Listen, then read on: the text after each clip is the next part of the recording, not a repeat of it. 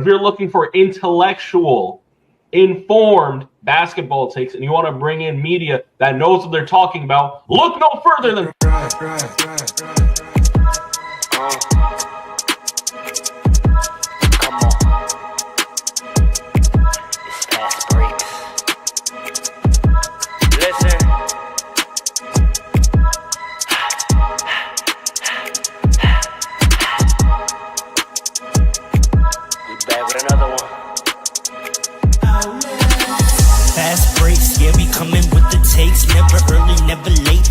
always push the pace, yeah. And we really study tape, y'all just view the highlights, man, we really watching games, yeah. You just watch from the stands, we run 3-man weeks, Paul, Dre, and Allen, yeah. Way more than a fan, we got love for the game, we don't have to pretend. Got it out the mud like you get it off the glass, I'm the run the fast breaks, throw me the outlet, yeah, we got it out the mud like you get it off the glass, time to run the fast breaks, throw me the outlet. We on the break, it's fast breaks. We on the break, it's fast breaks, let's go.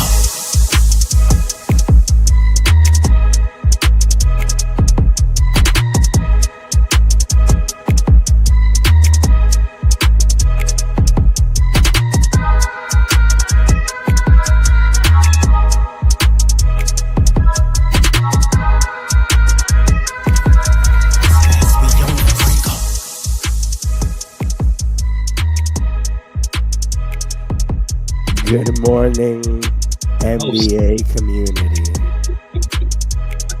I hate you so much. Good morning, NBA community.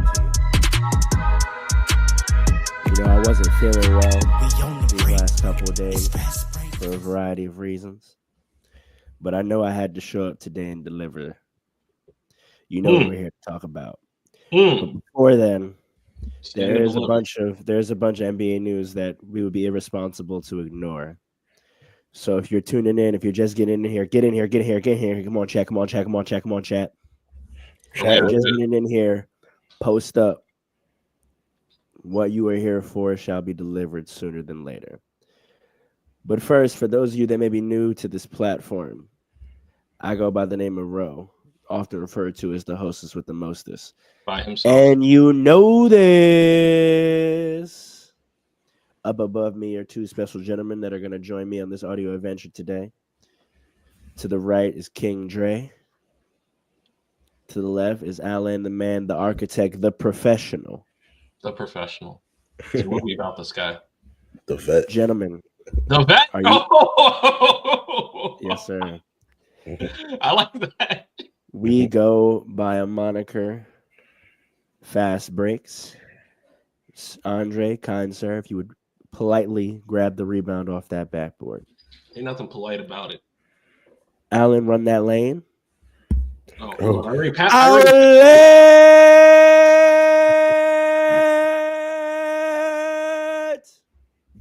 That's an open three in transition. They didn't know about that.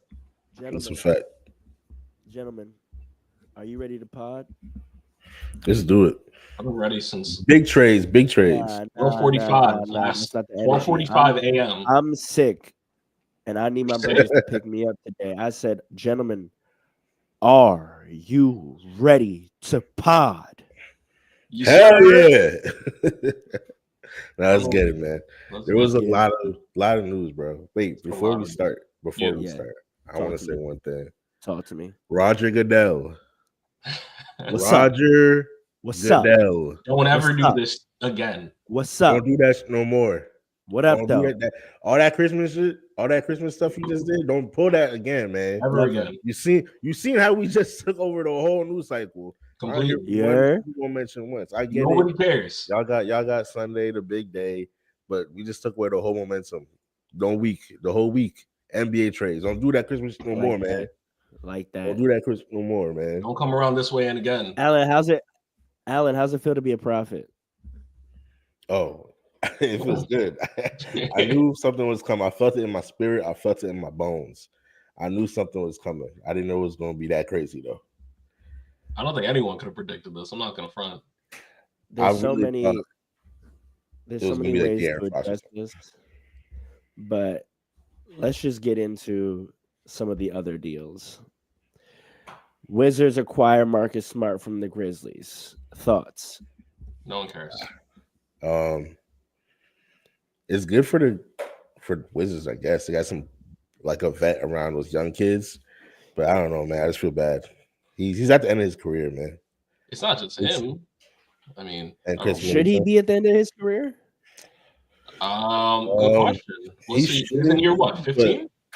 No, he's definitely not year 15. But he got drafted in 08. Did he? Maybe he was a little after. No, maybe he got drafted in 11. I don't know how old he is. He doesn't seem that old, but he does seem like more beat up than usual. But that's also because like he plays more physical than other guys. You know what I mean? Yeah. Like especially for a guard, this whole thing was like taking charge. Like I remember he was like the top charge getter for like multiple years. So I think his body's just beat up. He was drafted in 2014, sir. Oh, I'm bugging out. Why did I think he was so old? Yeah, his body's just beat up, bro. You can tell he's tired, man. I think he's just gonna go over there and be a vet, and I think he's 31 this year. The later days of his career, bro. So I don't know if that's a good way to spend it. He could chill, collect that check on the Wizards, or does this speak to the emergence of Scottie Pippen Jr.? Yeah. Does it? I don't know that Scottie Pippen Jr. is like a player that we need to be on the watch for. That's hate. No, I'm not hating. I'm just being honest. He's now the full-fledged current backup point guard for the Grizzlies, and with Ja being hurt, that means on many nights he'll be the starting point guard, as he already has been. He's been getting some good opportunities over there, man. I remember when he played the Bucks, he had a thing against Darvin Ham specifically. And I think Pippen Jr. might have been part of a trade, actually. No, maybe not this trade though. No, he wasn't part of this trade. I don't know if he's still at Memphis. Oh no, he's still at Memphis. I'm thinking about KJ Martin. Yeah, I'm getting my NBA Suns mixed up. That's funny. Everybody in the league is a son of a former player. All right, so not a big move. We don't, have any feelings about Marcus Smart. No. We don't know what the Wizards are doing. I actually have more feelings about the other guy the Wizards just got. Chris Middleton. Yeah. So yes, we have the Bucks trade for Kyle Kuzma, Jericho Sims, and 2 second-round picks, and they give up Chris Middleton and AJ Johnson. I would have a lot to say about Giannis, but I'm gonna let him live today because I need to conserve my energy. That's fine. So I'll say it. About this trade, you mean, or what? Yes. I'll say it because I'm actually tight with him. I'm actually kind of tight because the whole thing was, we talked about it earlier with the camaraderie that happened when Chris Middleton came back and the team started immediately performing better. I mean, literally immediately. And he was just giving you 12 quick buckets 12 quick points off the bench. He was getting back from injury. He was injured for a long time. And this is your guy. You won a championship with him. And that was making me this move is honestly making me look a little sideways about how Drew Holiday got traded too. Because if Giannis is sitting up there being like, oh, I'm grinding for my guys. If he was in on this trade, that 100% tells me he might have been in on the Drew Holiday trade. And the fact that's no secret. I did not realize he was in on that trade whatsoever. Why would you want your guy out of here? That's stupid. To watch him go win a championship on your rival, that's dumb. I really didn't think he was part of the Drew Holiday trade. But the fact that he could be okay with trading in, like you could say, oh, Kyle Kuzma is a champion as well. Get out of here, man.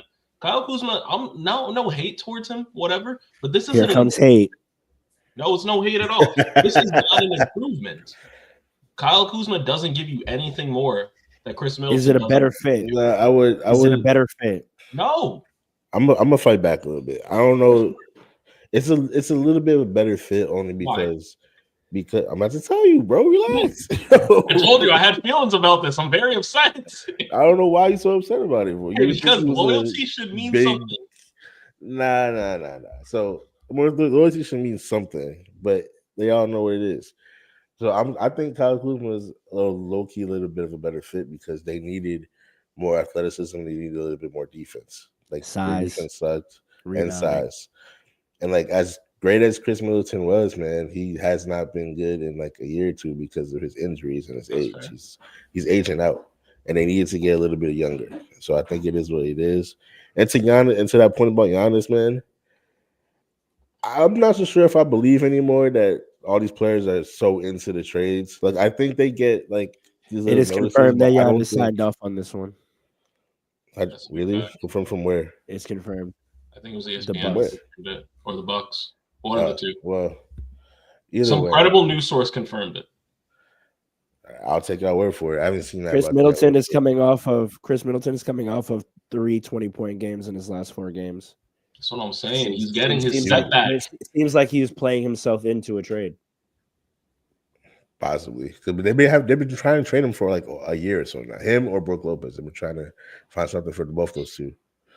So it is what it is, man. They got a little bit younger. They feel like they got their need, a little bit more athleticism and size, just like Rose said.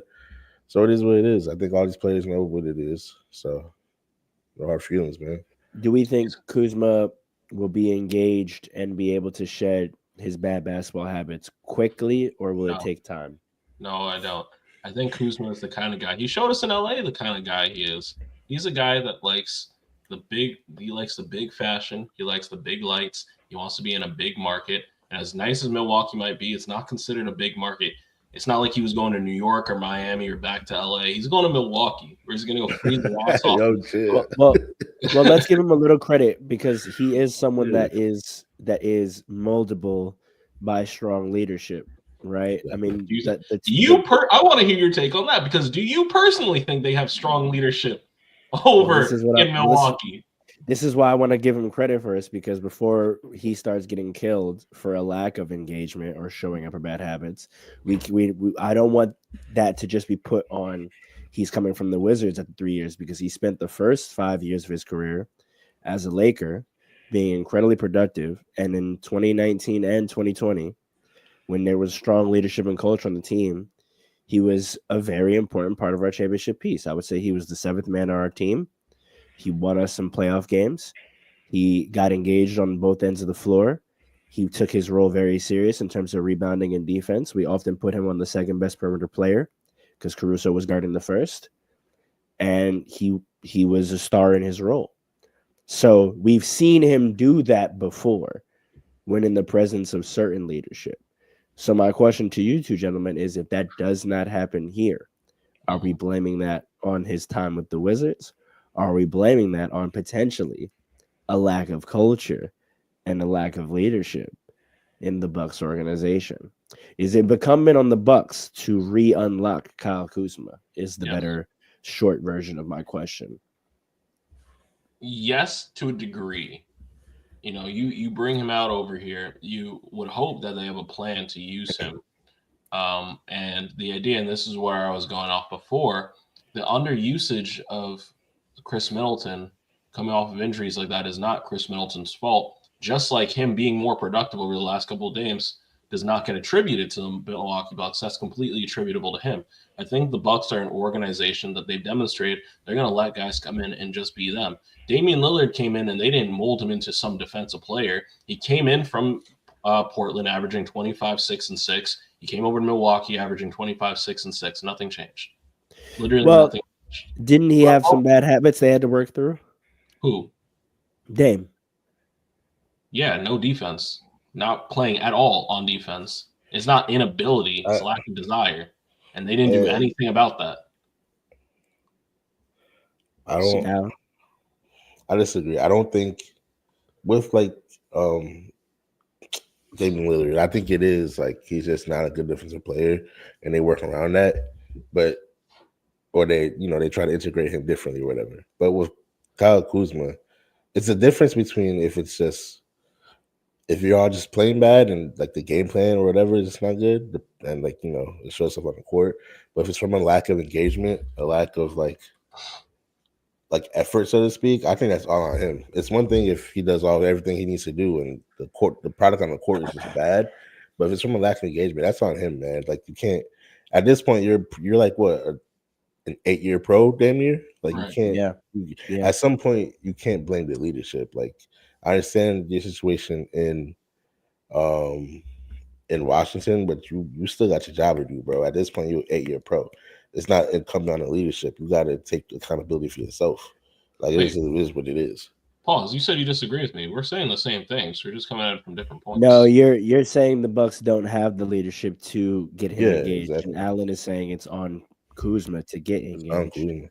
Because I think the Bucks do have the leadership. They've won a championship. You do think Doc they do have Rivers. leadership. What culture in this franchise remains from that championship year? Giannis. Some of the players are still there. That's it, right? But even if that's no. Some of the players are not still there. We can go ahead and name them. It's Giannis, Portis, and Lopez. Didn't Portis just get traded? That's it. Trade talks?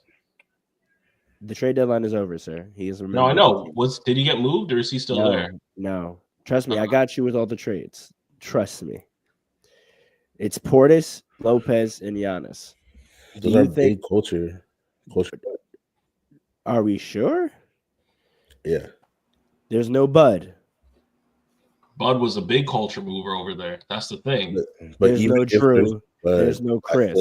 I still think Doc brings his own level of culture. Even if it's not the same championship culture, there's still strong leadership there. It may not be the same as like the championship culture that was there a couple years ago, but there's still a strong leadership there, leadership presence. So can we add to this definition? I'm sorry, I didn't mean to cut you off. That's pretty much it.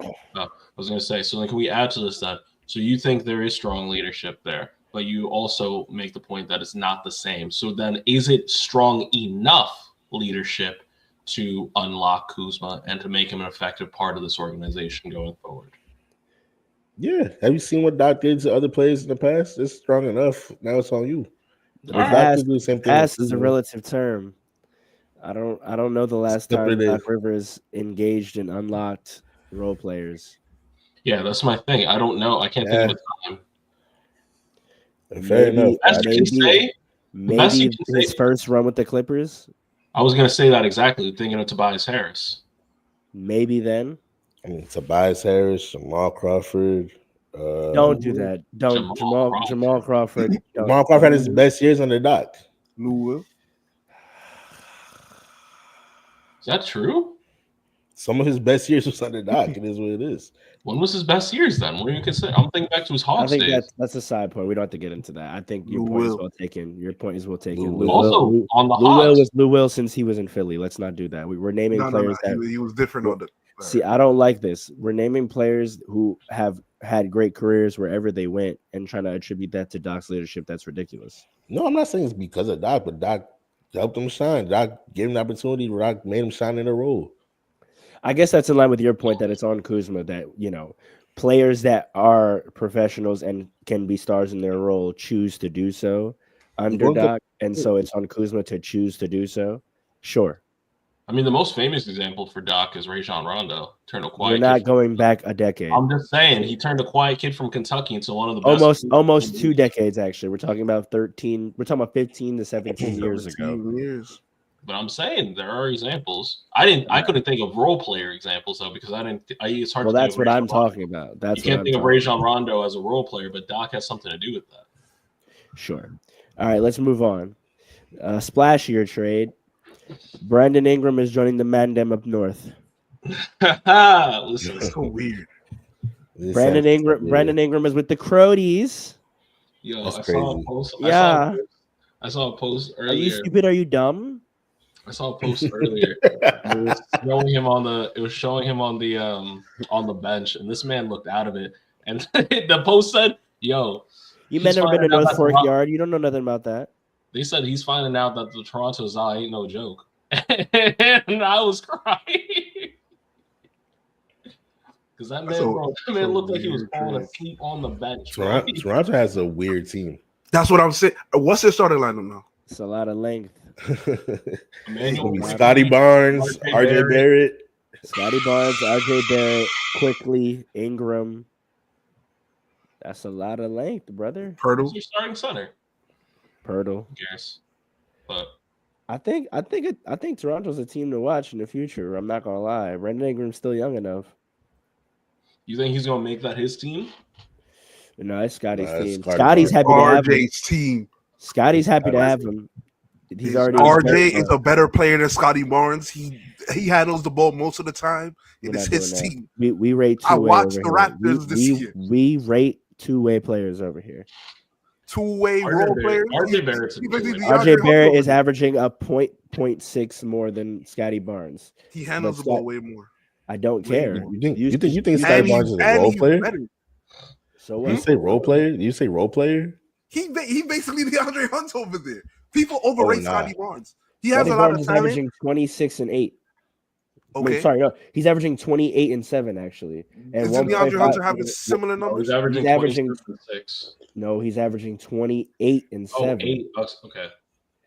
Scotty Barnes is averaging 28 and 7 with 1.5 steals and 1.1 blocks.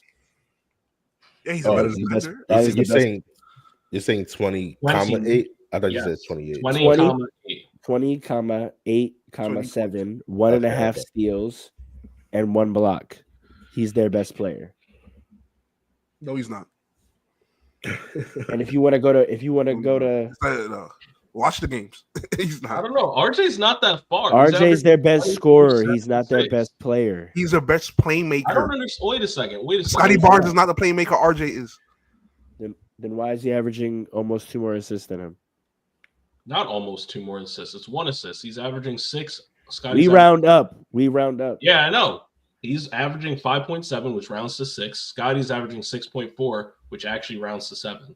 It actually should round down. So he's averaging 0.5 to 1 more. That's not that big of it. That's not a big When I watch the games, RJ Barrett is the one that's making things happen, and Scotty Barnes is helping out. He's taking catch and shoot threes. Well, that's he might drive to the paint. Wait a second. That's silly. That's like saying that Chris Paul's the best player on the Spurs. Right, because no. It's ridiculous. It's ridiculous. It's like saying Draymond Green is the best player on the Warriors. Right. That's like saying Jason Kidd was the best player on the championship Dallas Mavericks teams. That's just nonsense. And he could get his own shot better than Scotty Barnes. So what? He's a better scorer. Yes, he gets his own shot better than Scotty Barnes. He playmakes better than Scotty Barnes. He does not play better than Scotty Barnes. And he's a better playmaker. When you watch the games, he could do more on the court. Scotty Barnes relies on RJ Barrett's production a lot more than we like to admit. That doesn't mean how that they play. Better. That's just how they play. I watch the games. I watch the Raptors. We watch the games too. Yes. You're watching the games with bias because he's a former Knick, and I understand. It doesn't matter because now Brandon Ingram's the best player on the team. Yes, that's a fact. That's a fact. How do they work? But the thing is, this is why you have to watch out for Toronto because now they have 3 20-point scorers in that starting line. I think it actually unlocks Scotty more because you moved Scotty to 4, and now you're a pretty quick team. Yes, they are. And I do kind of like it. I'm not gonna lie, but they're doing some type of weird experiment. I do like it. It's not that weird. I think it's just weird because it's 3 wings. I like it. You got a 5-man young core. It's not a starting 5, but it's a 5-man young core with Barrett, Ingram, Barnes, Grady, and Quickly. That's 5 solid young pieces to build around. I'm concerned about the spacing. That's really the thing. Why? Everyone shoots. Everyone slashes. Everybody doesn't shoot well on that team. Who doesn't shoot well? In the core that I just named, who doesn't shoot well? Isn't Scotty Barnes averaging like 20-something% from the 3-point line? Yeah, it's not great, but you know. And then RJ's not he took his shooting up a little bit this year, but it's not that. No, they're not the 2018 Warriors, but I'm saying in terms of play style, everyone shoots, everyone slashes. It's not like their play styles are going to contrast with each other. I don't know how well everybody slashing type of offense is going to work in 2025. But everyone shoots and slashes. Percentages aside, but I'm saying percentages aside, it's not like guys won't shoot the open 3, which is the key thing to spacing. I guess. Yeah, he's averaging 27. But I guess he's averaging 27% from 3. That's bad. Yeah, but he's about to play the 4 now, which is my point. So you think that's going to space him out and open him up more? Yeah, also you could put him in the dunker. You can make him a roller. You can make him a screener now. He's now a dynamic. Imagine Scotty Barnes in the short roll now. Yeah, I'm not concerned about Scotty. That's serious. I'm not concerned about Scotty. I would imagine quick. Yeah. But Quickly's not a playmaker like that, though. So Doesn't matter. Again, that's my point. RJ's the playmaker. That's what I'm saying. It does not matter. You aren't whether it's him or Barnes. They're both averaging over 6 assists, so you're good on that front. That's crazy. RJ spacing the floor has always been a problem. That's what I'm concerned about. He doesn't have the space. The ball is in his hands, like you More said. than Ingram now? Yes, Ingram is not a ball in hand player. He is a get to my spot scorer player. The ball, though. Yeah. Okay. And he's gonna draw doubles. Don't forget, he's a man you double in this league. That's a fact.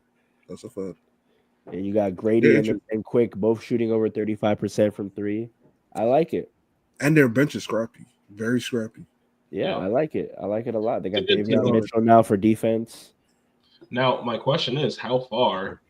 So what they're right now in. No, we're not doing that. We don't have time. We're not talking about the Raptors standings. All right, I'm just saying. The Raptors standings. There's a lot of teams that are about to fall. We don't got off. time for none of that. Moving on to the next splashy trade. Jimmy Butler caves. No one cares.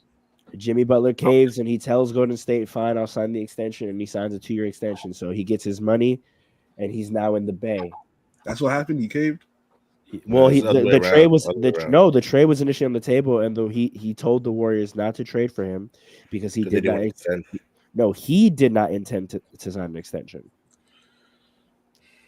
and then he agreed that he would, and they made the trade. Wait. So what do we think about this? I don't care to get into the Pat Riley side of things. Let's just talk on the court. Jimmy Butler with Steph. Forget the court. I want to hear that locker room. Because what are the things that they're going to be saying that Draymond and Jimmy Butler? And Draymond are either going to be best friends or they're going to be best friends. They're going to be best friends. Or more Lennons. There's a fine line between love and hate. They're going to be best friends on that court, though. Yeah. What do we think though? That gives them some offense outside of Steph. Finally, it gives them another defender, a penetrator, a playmaker when he decides to be. We can't forget about triple double Jimmy. He's an upgraded version. He's the best version of Andrew Wiggins that they were ever going to get. I think he's a completely different player. I don't even think it like he's an. You don't think he's a completely different player? I think he's the best version of Andrew Wiggins that the team was ever going to get. No. I see why you say that about this. He's a completely different player. That's fine. You can disagree. I'm holding my position. Alan? I think I like it. I don't think it moves the needle all that much, but it raises their ceiling. I'll put it like that. Yes. You know what I mean? Like I think he's a proven playoff performer, and when he's focused, he's gonna do his thing in the regular season. So it raises sorry, go ahead. No, that was it. That's my last word. If they sneak into the play-in, that's a scary matchup. Yeah. That's the key. Like I could see Jimmy and Steph. See, here's the thing. I don't like Jimmy in the Warriors offense, like the regular offense. But I could see they do a lot of post entry, which is his bag. I like that. Yeah. Yeah, but it's like post entry. Wouldn't it be Draymond that would be in the post entry? Yeah, that Draymond's got to figure it out.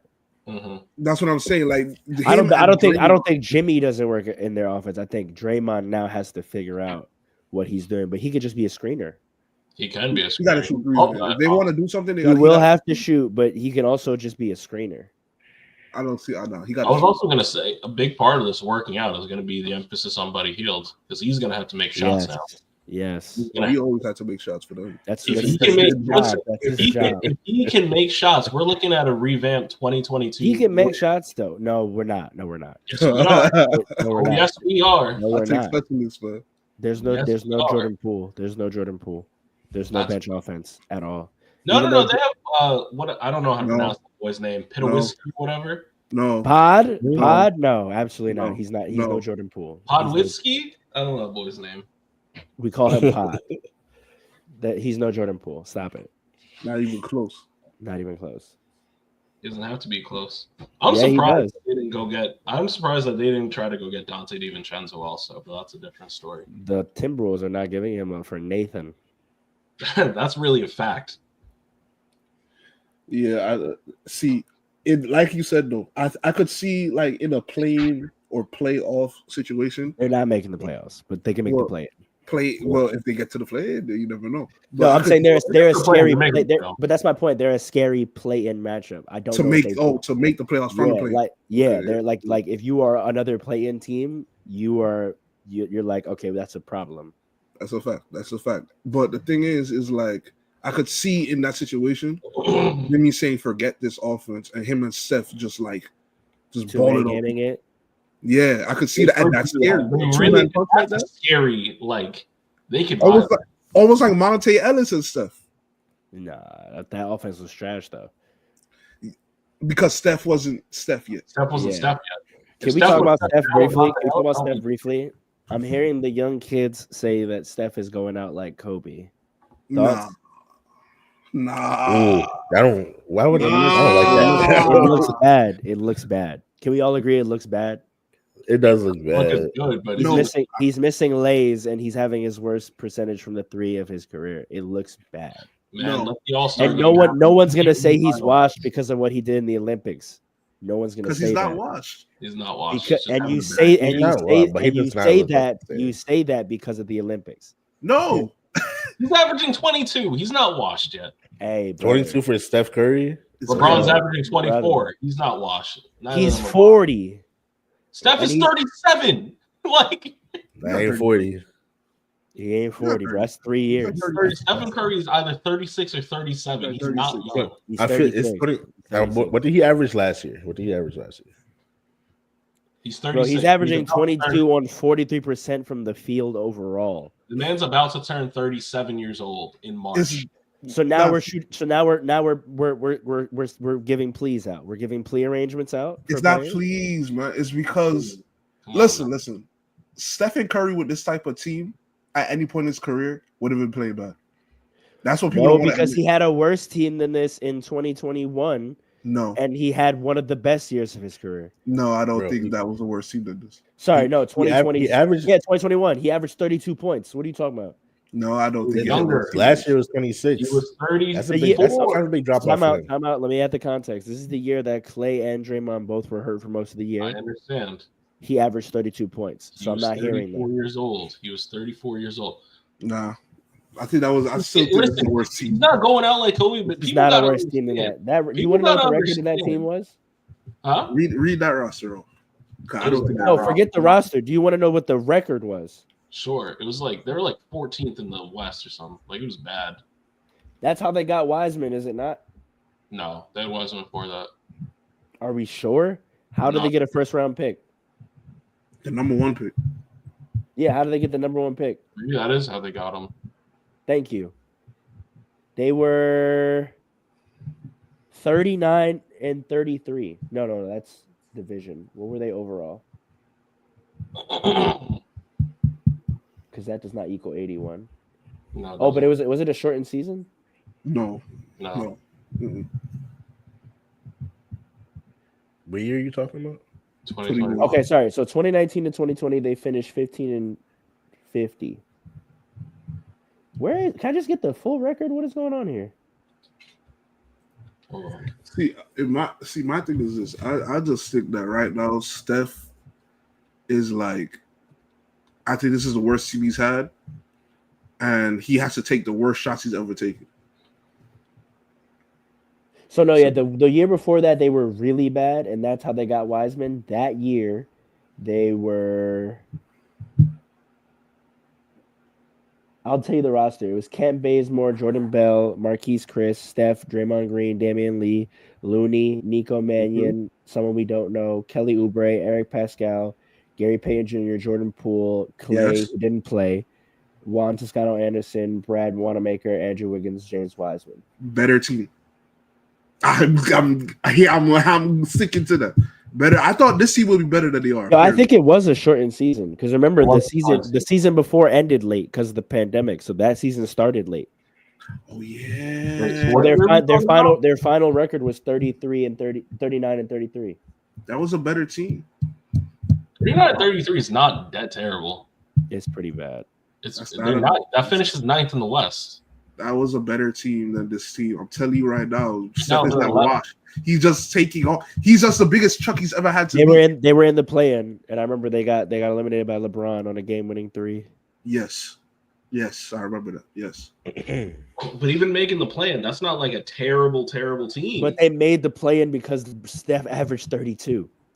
He was able to average 32 because but he was able to average 32 because he actually had players that could actually produce. So now you're making a larger point about Steph and his career legacy that we have to address, and I'm glad you brought us here. Is he a team determinant player? Because if you're telling me that 32 was because he had a certain level of talent, and you're telling me with the talent low he can only average 22, then not today, but maybe in the future we have to talk about Steph. If Steph all of a sudden starts going off this year with the addition of Jimmy, we have to now have a conversation about Steph. I have said that it's a fair point. Just as how KD benefited from playing on the Warriors. Yeah, but we're not gonna do that to KD because KD averaged 30 wherever he go, no matter who he play with. Yeah, but he wasn't winning chips wherever he goes. I know, but we're not talking about chips now. We're talking about you being an all-star caliber player. Kevin Durant is 30, no matter who he steps on the floor with. If you're not talking about greatness? No, now we're talking about Steph. We're talking about whether he's washed or not, right? We're talking about production. We're talking about whether we're winning championships. There's a narrative that Steph is going out like Kobe. He's had play that makes him look washed. He's still averaging 20, but for Steph, that's pretty bad, and it's on 47%. That's pretty bad. If you're telling me that's because of who he's playing with, and if you're telling me when he averaged 32 with a nominally bad team, that he was able to do that because he had talent, and the lack of talent on this roster is why he's not shooting well, and if we watch and Jimmy Butler gets here and he all of a sudden starts shooting well, we have to have a conversation about Steph. We don't have to have it today, but I'm putting that on the table that would preempt a conversation about Steph Curry. I'm with it. I love Steph, but I'm with it. I've been thinking that for years now. So cue it up for some weeks from now. The Cavs, in a shocking mood, make a trade for 2 rotation players, despite having the best record in the NBA. Right. They go and get someone who I've been said could be a contributor. The Hawks finally got rid of all these good players that could help other teams. I've been begging for it for forever. I don't need it anymore. But I'm glad some other teams were able to get on this. So the Cavs go and get DeAndre Hunter. I think that makes them actually a little scary because they're not being talked about as contenders despite their record. Everyone thinks it's regular season fakery. I think DeAndre Hunter makes that a little more real. That's a fact. I think DeAndre Hunter makes that a little more real. You know why I say very real? Donovan Mitchell still has to prove to us he's a winner like that. Nah. No, he does. He does. What does that mean? What do you mean by that? I gotta see him step up when there's pressure and expectations. He hasn't done that before? No. That's crazy. Famously.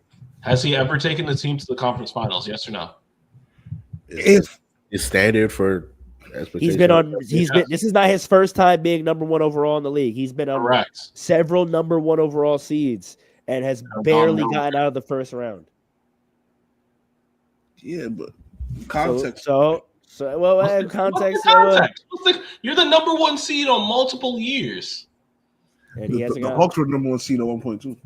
Yeah, and they didn't do anything because they were they were fake. Different. That's different. They were fake. No, it's not different. They were fake. So we're saying no, they weren't fake. They were going up against LeBron James, who's having one of the craziest span of playoff years I've ever seen in my entire life. There was no one on that team that was really like that. That's what we learned about that team. No, so they collectively as a unit they were like that. Again, there was no one on the team who was really like that. So the question for this Cavs team is Donovan really like that? He might be. Listen, if he can't do it this year, and I don't think he will be, but if he can't do it this year, we got to start realizing he's a number 2 and not a number 1. This is potentially that we might potentially learn that that's the case. I kind of feel like that's the case, but listen, I give him a pass last year because people were hurt. Hold on, wait a second. So are we saying now that is Clyde Drexler, was he like never a number 1? Bro, I don't want to do that. There's too much. Was Patrick Ewing never a number 1? There's too much. No, but I'm trying Patrick Ewing went to the finals. Like if you no. Wait, Patrick Ewing led his team to the finals. What are we talking? Jordan wasn't in the league. So sometimes there are people that are better than you. that are all time great. No. That's why I'm confused. We can't jack that. We can't jack that without conference finals appearances. It's a fact. That's a prerequisite for that conversation. Running into the guy who's the guy of the era, you have to run into him in the conference finals. I'm gonna look up Donovan Mitchell's playoff. I don't care about his stats. Not his stats, like who he ran into. Doesn't matter. You have to get to the LeBron conference James, finals because if you were a high enough seed, you're not going to run into that guy into the conference finals. If you're a high enough seed, if you're a 1 or 2, you're not going to run into the guy until the conference finals. Hold on. I gave him a pass last year because they were hurt and they slid to 4th, so they ran into Boston in the second round. I'll give you a pass on that year, but he's been the 1 seed many times, and he got put out by bad James Harden teams. All right, he lost to OKC in 2018. Or did he beat them? Wait. Now he beat OKC. Sure. As a rookie. He beat OKC as a rookie. Hurt Oklahoma City Thunder team, by the way, but that's a different story. What do you mean? He lost to James Harden. Shoulder. What are you talking about? Let him land. He lost to James Harden. He shouldn't have lost to James Harden if he's like that. But he's young, so we give him that. No, James Harden is one of the greatest shooting guards of all time. I don't care. He was not the guy of the era. So if you're going to bring up Pat Ewing was not losing to some next man. He was losing to Michael. He lost to Hakeem Olajuwon. Hakeem Olajuwon was not some next man. Hakeem Olajuwon won 2 rings. No, but James Harden, you see, you're underrating James Harden. James Harden is one of the greatest shooting guards ever. But he's not. Paul, I'm going by your metric. Yo, you can't say that now. You can't say we're going by your metric. Paul, we're going by your metric. You pointed to the best player. You literally pointed to the guys that won chips in the 90s. There was only 3 guys, 3 All-Stars that won chips in the 90s. It was Mike, Hakeem, and that might have been it. No, there was 2 more in there. That's it. No, there was 2 more because that's 8 chips. 99? That's 8 chips. And then Duncan and Robinson. Yeah. No, but see, I'm saying I wasn't using him to say the guy. I'm saying there sometimes are guys. But then reframe your argument. All-time greats. No, but then don't bring up Pat Ewing and those guys because that's why we're going to say he's not those guys. Because you asked hold on, Paul. You said is Patrick Ewing a 1? We said yeah, but he lost to Michael. So if you're telling me to compare him to guys that were number 1s but lost to the guy, then no, he's not on that level. You're not bringing. But you're not. Hakeem was one of those guys. He won chips in the 90s. But if he won chips because he beat a young Shaq and Ewing, who wasn't young. Paul, listen. I'm just saying your analogy doesn't work because if you're gonna bring up to me guys in the 90s that won chips and ask if people that lost to those guys are number 1s, I can say yes, they were number 1s. They lost to the guys that were winning the chips. Donovan Mitchell, James Harden has not won a chip, so he has not lost to guys that are winning chips. So he's not in that category, which means it's fair game. Which means it's fair game for us to say he's not a 1. You're not losing to guys that are winning chips. You're losing to other guys that are also losing to guys that are winning chips. Wait a second. This guy got drafted in 2017, right? The Warriors, KD, joined. He didn't lose to those guys. He lost to James Harden, he lost to the guy who lost to the guy. Paul, is not the guy, but the Warriors weren't the guy. The Warriors are maybe the greatest team ever assembled. I don't want to. Stop. We're going on a tangent. We do not have. This is not a worthy back and forth. The question is out. There's no debating that. It's a question, Paul. You think it's yes. Others think it's no. We don't have to have a back and forth about whether it's a question. It's a question. The definition of a 1. It's a question. We're gonna find out this year. What's the definition of a 1? Don't worry. It doesn't. We're not having the debate. The debate. He could answer the debate with what happens this year, but it's a question. There's no debate. That it's a question. It's a question. You see, people want to ask questions, but then don't want to clarify the question. Like, what's the definition of a 1? What do we at? That's the problem with a lot of these debate shows. Here's the guy. Hold on. I'll make it very simple. Yes, please. He better lose to someone who is either in the finals or wins the chip this year. That's the standard. It'll be all right. That's the standard. Okay. He better not lose to someone that also loses before the finals. That's what I'm saying. He better not lose to the Bucks. You better not lose to Detroit. He better not lose to someone that doesn't go anywhere after they beat them. Detroit would be crazy. Unless he goes to the conference. He either needs to go to the conference finals or he needs to lose to someone that ends up in the finals. He can only lose to 2 teams. Only 2 teams. The Knicks and the Celtics. If he loses to another team in the East, that question looks like a no. But Period. Okay, I mean that's clear. I think everybody knows that, and that probably won't happen. He won't lose to any. But then what will we have learned? You know what I mean? We'll learn. Okay, he is that guy. If he loses to the Knicks, who end up in the finals, or loses to the Celtics, who ends up in the finals, then we could say his team wasn't as good for playoff construction.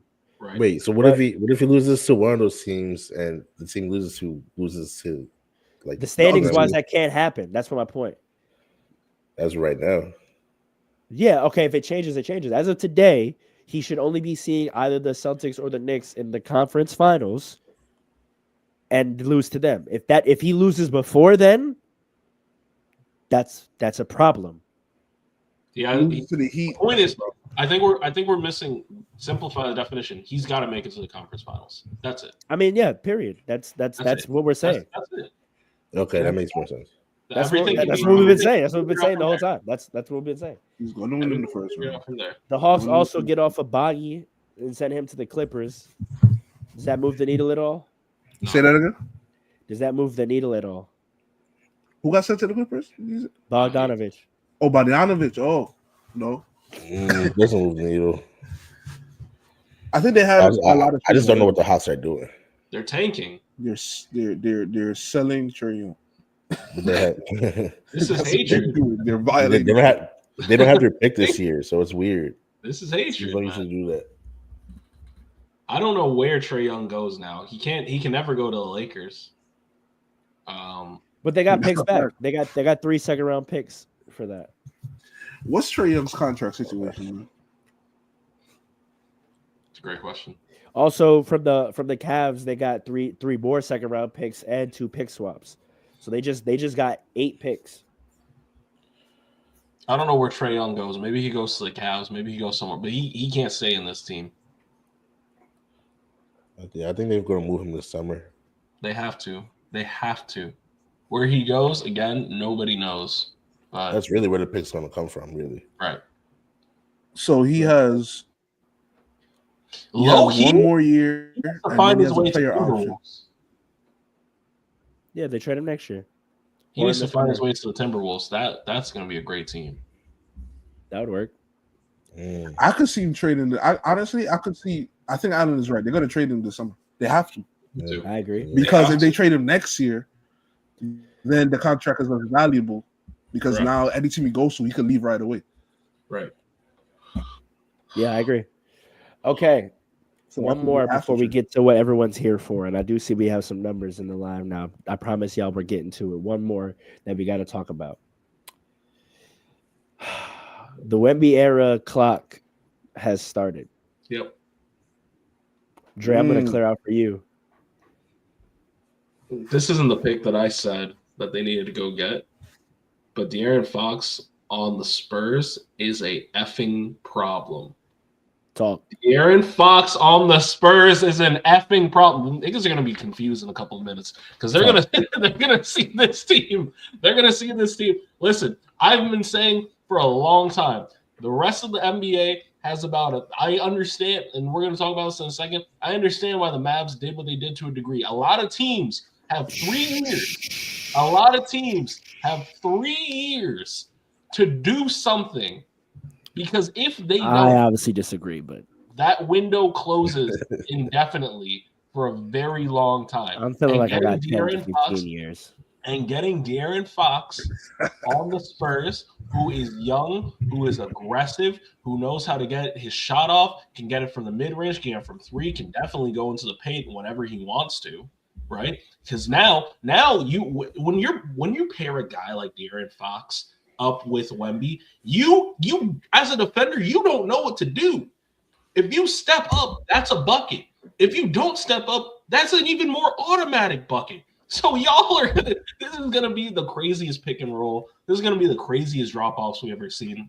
And God forbid he clears out and you just give Wemby a 40-foot jumper because he's going to be able to hit that very soon. This team's about to get crazy. De'Aaron Fox accelerates everything. Chris Paul being able to mentor De'Aaron Fox, which is something that not a lot of people are talking about. Don't be surprised if we see De'Aaron Fox assist numbers start skyrocketing. Don't be surprised. Yeah, he had like 12 in the first game. I'm telling you, even last night going against Charlotte, where Wemby was letting him go off and get his shot, he was going crazy. This is a team that's really has a really dynamic two-way a two-piece combo. They really got a dynamic two-piece combo that's going to do a lot of damage. A lot of teams. And quiet is kept because he already has chemistry with Harrison Barnes. Harrison Barnes, Loki started playing slightly better these last 2 games now that De'Aaron Fox is here also.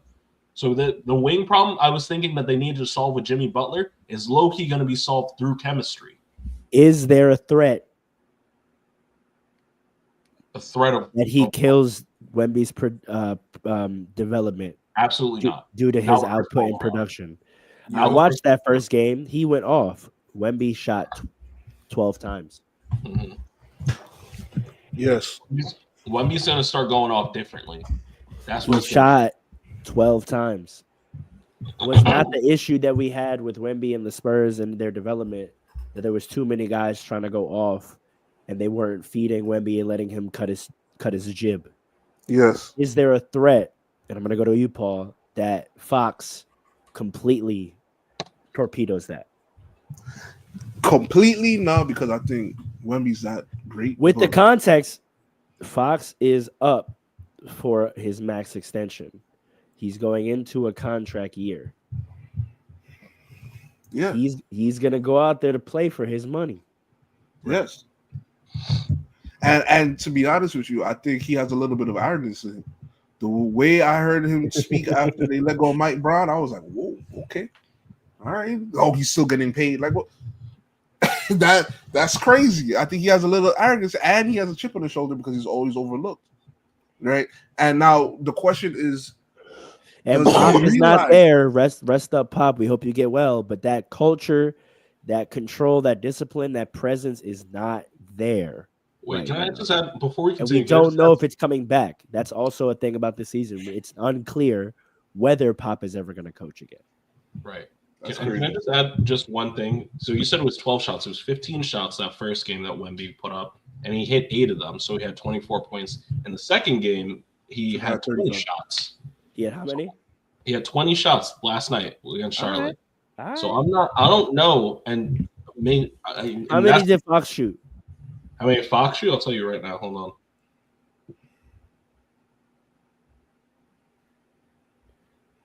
Fox shot 20. Hold on. Fox shot 22 on the first game and 17 last night. Huh. So they got to just get on the same wavelength, but this isn't going to be forever, I don't think. It's something to watch because, like I said, I think he has a chip on his shoulder. He has a little bit of arrogance to him. And he's not a traditional point guard like Chris Paul. No, but what is Chris Paul doing? Wait a second. How does Chris Paul? Chris Paul's coaching. Chris Paul's gonna be the backup. He's on the court, man. He started. They started Chris, Fox, Vassell, Vic. He's doing what he does. Y'all thought Chris Paul was going to the bench? He had 7 assists last night. No. This is what he's here for. He got 7 assists last night and a steal. He got 9 assists the game before. You know he gonna get a steal. He always gonna. He didn't get a steal. You know he gonna get a steal. He didn't get a steal first game, but he does what he does. He was sitting back watching Fox work. He's coaching him up from the sideline. This is what I'm telling. Having De'Aaron Fox, it's the same thing. And I don't want to keep stepping on toes. I'm sorry. I don't want to keep stepping on. Then don't. I'm not. But I'm just saying. You're about to. Let it go. I'm just saying. Just end your point right there. A guy like Fox be mentored, because mentorship is incredibly important. Mentorship is incredibly important. Hear me, Lakers Nation. Mentorship is incredibly important. You're a party pooper, man. Correct. He does it every week. Every episode. Every week. People's toes, ruining suspense like ruining that. intros. A party pooper's crazy. He's a party pooper, Listen, having a guy like De'Aaron Fox get mentored by Chris Paul is going to be so amazing for Fox's development, and it's going to do wonders for this Spurs team. So we just got to watch. Alan, last words, because we're coming up on time, and I know the people in here that have logged in, they're here for a certain reason, and it's about time we give it to them. I think the De'Aaron Fox trade is an amazing trade for all parties involved. I remember specifically in the beginning of the season, we were talking about how we didn't know if they were going to still like tank or something, or like, you know, try to go into win now mode.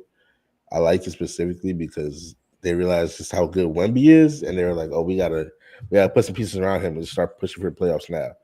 And I think that's what I think that in and of itself is going to help his like development. You know what I mean? I think he's so good that the best way to develop him is to put a team around him and let him run. You know what I mean? But I think overall it's a good trade. I think De'Aaron Fox is a better piece than I expected. I know we all thought Trae Young might go there too, but I kind of like De'Aaron Fox a little bit better. I'm not gonna lie. This is because his penetration, athleticism and penetration, and the mentality to score when he penetrates, not just lob. I think that actually helps him because he's, you know, flown out there to the three, and he's a much better 3-point shooter at this point in his career than I ever expected. I think that helps all that. Chris Paul. Fox would listen to Chris Paul. De'Aaron Fox would listen to Chris Paul. Oh yeah, I think he will though. I don't see why he wouldn't. Yeah, Chris Paul right there. This is crazy. Mm-hmm. If you're a real Laker fan, you know what this means.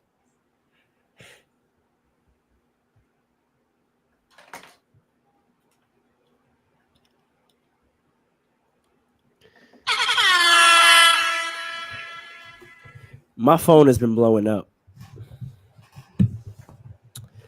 It's good in these moments to be reminded that I am the resident Laker fan, the resident true Laker fan for most of the people in my life. My phone's blowing up right now. In fact, yeah, you should check it out because y'all about to make another acquisition. Y'all see who they're about to go pick up? Do you have breaking news? No, that hasn't happened yet. Oh. I hate this guy. I want to ISO about him after when I'm. That's a fact. You're stupid. No, you're dumb. You're dumb. Hey man, listen. Look. There's so many aspects of this to get to. I don't have an agenda. I've taken my time and I have my fully fledged thoughts. We're gonna do this. I'm gonna take my host hat off and I'm putting on my fan and commentator hat on. So I need y'all to team me up. I'm ready to answer all questions. I have no questions. Where do y'all want me to start? I have no questions for you. Because Do there's you feel nothing how you you can felt explain on to me Saturday? that understands. Hold on. I'm gonna let the professional because he understands what I'm trying to do here. He understands the content philosophy I have right now. I remember when we did the emergency pod last week, reacting to the trade. You was a little iffy about it. Yes. Do you still have those same feelings right now to today? No. Good. I'm glad. I knew eventually he was going to come around there after the shock. I knew eventually he would get there. So. It wasn't the shock though. It wasn't. And I hoped that Paul could pull up clips. I don't think he did. But do you remember what I said needed to be true about this trade? The other moves after. I said Rob better have a plan. Yeah. And it is very clear today on February 8th that he absolutely did. So should I go with roster construction? Yeah. If we look at it, what is this Lakers roster right now? Have y'all, and Paul, I think you understand this because you recently experienced what the true core of this team now is, because we've been rolling it out these last 5 games. I don't think the league has been paying attention before the trade of what the team that JJ Redick has found within this roster. We now are a team with 2 complete players, facilitators who can shoot, drive, pass, finish, facilitate in Luka Doncic and LeBron James. We have our knockdown shooter in Austin Reeves. And the rest of our team, the rest of our rotation is a bunch of 6'9" two-way wings. Dorian Finney-Smith, Rui Hachimura, Jared Vanderbilt. We got the big demon in the middle who's also long and athletic, Mark Williams, and his backup is Jackson Hayes, who is great as a backup. Not great as our starting center. As a backup, 20 minutes of Jackson Hayes, 6'11", can jump out the gym. I like that. We've got size and shooting with Markieff Morris and Max Kleber off the bench. And we got point of attack defenders in Gabe Vincent and Shake Milton. What's the hole on this roster? What's the weakness? LeBron's age and defense. Luka's defense. In the playoffs, is LeBron's age a problem? Yes. How? Because he needs gas. He needs gas to keep going. But for the first time, hold on, no, because I'm responding. Are you? I'm in respond mode today. But it's not. Hold on, fair. listen. You can't just cut off. You can't just cut off. You asked the question. I'm taking your point as a question.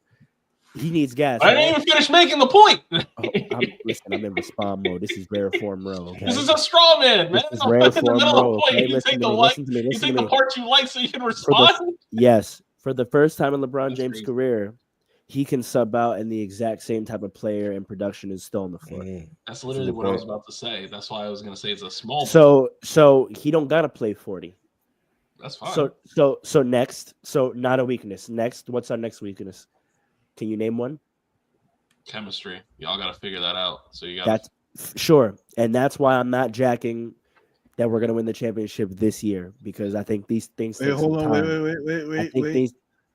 Wait, just a few seconds because the people on IG got to see this. The people on IG need to see this. Oh, I did my promo. Trust. Yeah. Did the live stop? Yeah, because it's been an hour. They've been doing that now. Yeah, lock us back in. You're doing that right now. Give me like 10 seconds. IG, we got you. Don't worry about it.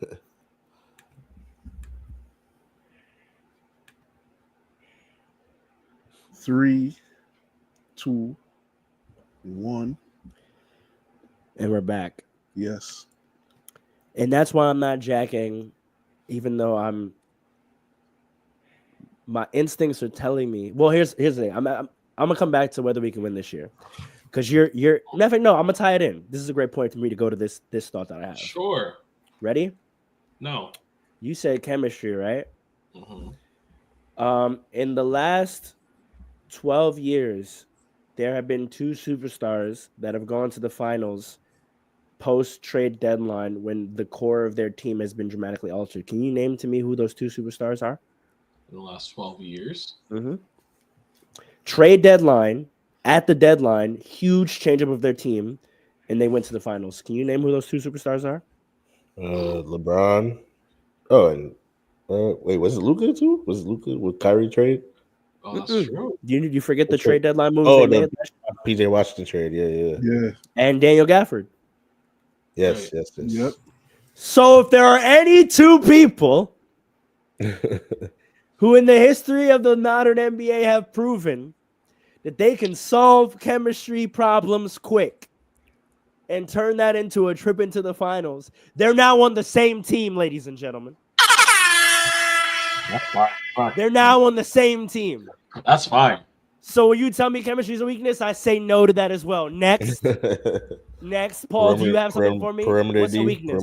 Hold on. Oklahoma City Thunder. That's a weak. That's a big. You want to get into matchups? Yes. Now go to the perimeter defense first. Perimeter defense first. I want to hear what you got to say about that. Perimeter D. Perimeter D is not a weakness on this team.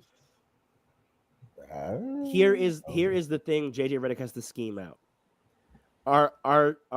Our strength defensively is also our weakness.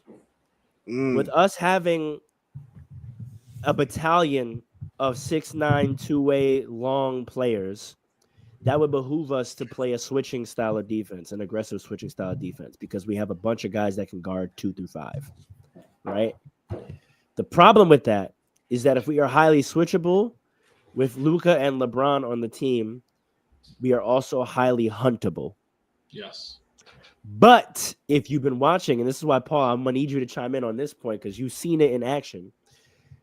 We call it red or green.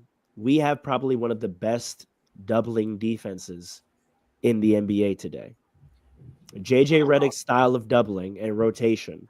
It took us a little bit to figure it out. We had to get Dorian Finney-Smith, and Vando had to come back. Now that Vando's back with Dorian, our doubling defense is highly contendable. Yeah. So with us being switching, we can switch and guard 2 through 5 with basically everyone on the court. Austin kind of has to stay on the 1 and he has to fight over screens, or we're going to be in drop. Outside of him, we can switch everything else. And if it's a matchup we don't like, we're just going to fire it. We're just going to green it. We're going to red it and rotate. And you have to beat us on the back end. Paul. Pause. You've long said the Knicks are winning the championship, but I'm not going to ask you about whether they still are or not. I'm not going to do that to you today. But can you speak firsthand to our switching and our doubling and what it did to Jalen Brunson and Karl Anthony Towns in the Mecca? Karl Anthony. All right, with Jalen Brunson, right? Don't get too hyped. Because I've seen. Just answer the question. Just answer the question. I'm not asking to make a point about the Knicks. I'm not coming at the Knicks. I just want you to speak to what you've seen. I know. You completely shut Jalen Brunson down. He couldn't even pass the ball up the double team. There was like no passing lanes, and then when players would rotate to get to the passing lane, the pressure was too much. The pressure was too much for Jalen Brunson, but. The reason I said don't go get too hyped is not because of the Knicks. It's because Jalen Brunson adjusts, and sometimes it takes him a full game to adjust. In the playoffs, sure, like that, I don't think that will work. Like even when you play us again, I don't want to make this a Knicks-Lakers thing. No. What I'm saying is players, right, in a playoff situation. Sure, I want to know if that's gonna work. But watch for this. Games on end. You understand what I'm saying? Watch this. Did we not do the same thing to the Clippers 2 nights ago? Yes, but when you're playing the same team. Right. But what does that typically mean? It typically means if you're going against a team that effectively doubles in the playoffs, who has to beat you? The role players. So we dared Josh Hart to beat us. He couldn't. We dared Norman Powell to beat us. He couldn't. There's only 2 teams in the league that I think we can dare their non-stars to beat us, and they can do so, and I don't think they can do it 4 times. Because on the other end, you can't stop us. You're about to witness probably the most unguardable offense since the Brooklyn Nets in 2022. And you're quiet because you all know that that's the fact. There's no debating that. You're about to witness. JJ Redick has Austin Reeves looking like a quasi all-star for half a season. Right? Yes. JJ Redick has found a way to energize and put LeBron in a position to be scoring 40 efficiently at 40 years old. Yes. He's got Rui Hachimura looking like the lottery pick that he was drafted as. Dorian Finney-Smith on the Lakers back to averaging his career numbers, 40% from 3. You're about to add 2 more shooting 4s to that in Maxi Kleber and Markieff Morris. Jared Vanderbilt has perfectly learned how to slash into space to avoid the fact that he can't shoot. Him and JJ Redick have figured that out. How do you guard us? So my question to you now is... I don't know. How do you guard us? You can't. So if we're coming down scoring at an incredibly efficient clip, and we're daring your 3rd, 4th best player to beat us. Oh, I have a way. What team is built to do that? If the only way that I think Celtics, honestly. The Celtics. That's the only team that comes to mind. The only way. Oh, let me clear out because I only got 12 minutes. Okay, left. okay, go ahead. I set this up. Trust me, I thought this through. Right, the only team that could do that is who, Alan? I think the Celtics the only team that comes to mind right now. Hello, darkness, my old friend. Boston fans. I hate this. Did you miss us?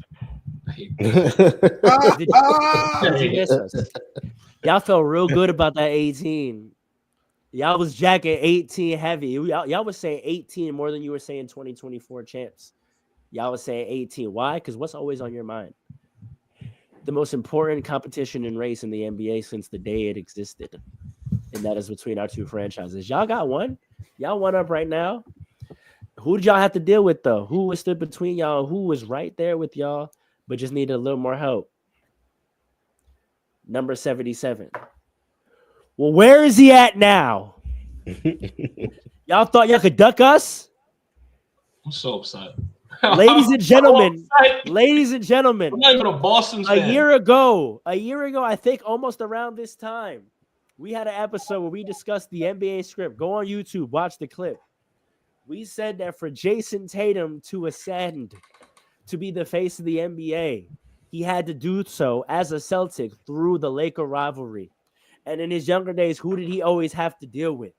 LeBron James. Now, we said if he wanted the crown of the NBA, he had to take it out of LeBron James's hand in the Lakers-Celtics finals. Our instincts were correct, folks. We just had it a little bit off. Because, ladies and gentlemen, listen to me right now. The fight for the face of the NBA is still on. And it's still between Luka Doncic and Jason Tatum. And now it is properly framed in the Lakers-Celtics rivalry. No, he's 100% right. This is crazy. It's properly framed now. The battle for this league is between Luka Doncic and Jason Tatum. Paul, I know, and Trey, I'm sorry I have to leave you. I know I've been saying this is Jason Tatum's league. No more! No more. Ladies and gentlemen, aligning the forces of Luka Doncic and his international fan that's crazy. With the Los Angeles Lakers brand. Leading into the Lakers-Celtics rivalry. This league now belongs to Luka Doncic. No, wait,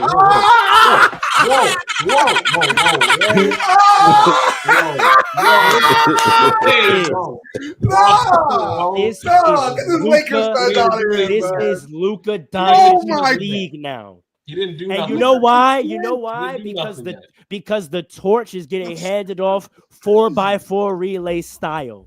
LeBron has been the third leg, and he's been running for a long time. We've had several episodes this year saying, God, it's got to come out of LeBron's hand. But there's no one to take it from him. Who's properly situated? Who's in the right market? Who is like that? You can't fool the people. You're right. Paul, you were right. Oh, now I'm right because the Lakers are good now? You can't fool the people. Now LeBron is going to take that baton. Put it like this. He's gonna take that baton and he's handing it right off to his protege, right in front of our eyes in real time on the court together. Tatum, if Luka stays, you had your chance. If Luka stays, Tatum, you thought you were the only Kobe disciple still in the league? Oh my gosh! Yo! Oh my gosh! No! You thought you were the only one? Like this is crazy. You thought you were the only one? Because you know when I got hyped, fellas, my brothers, do you know when I officially got hyped about this trade? And you can ask my beautiful fiance. If she were right here, I'd tell her to get on the mic. I officially got hyped on this trade when on Sunday morning, I got a notification about someone changing their Avi and their header on IG. Yep. I know. Number 77. He hadn't said a word. He hadn't said a word yet publicly about this trade, but he changed. He said his little goodbye to Dallas. And right after he said his goodbye to Dallas, he changed his Avi and his headline to pictures of Kobe Bryant and Gigi.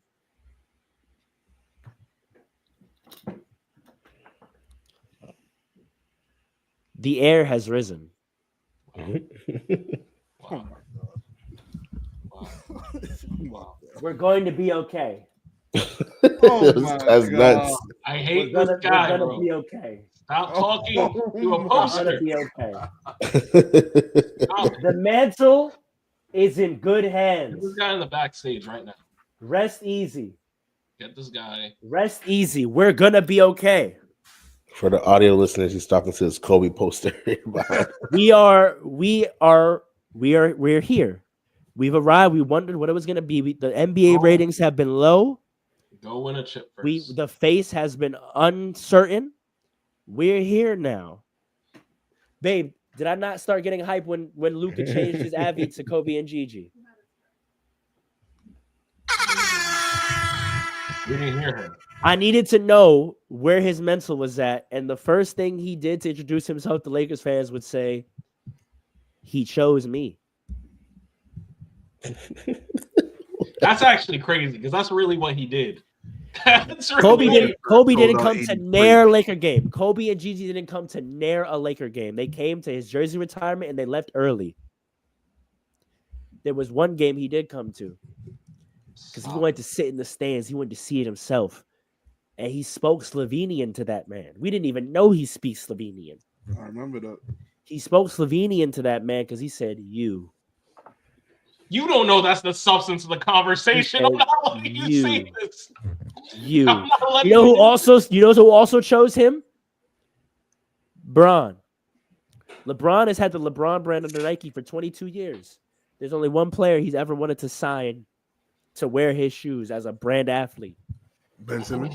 Number 77. Ben Simmons is funny. No, he signed Ben Simmons, but in fact, I always tell y'all should have known about Ben Simmons because Bron tried to tell us about Ben Simmons.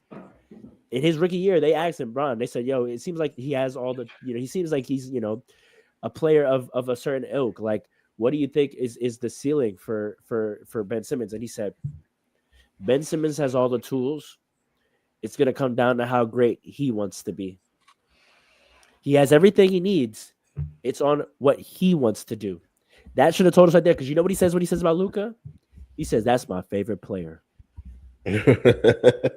He's already referred to Luka as the best player on the team.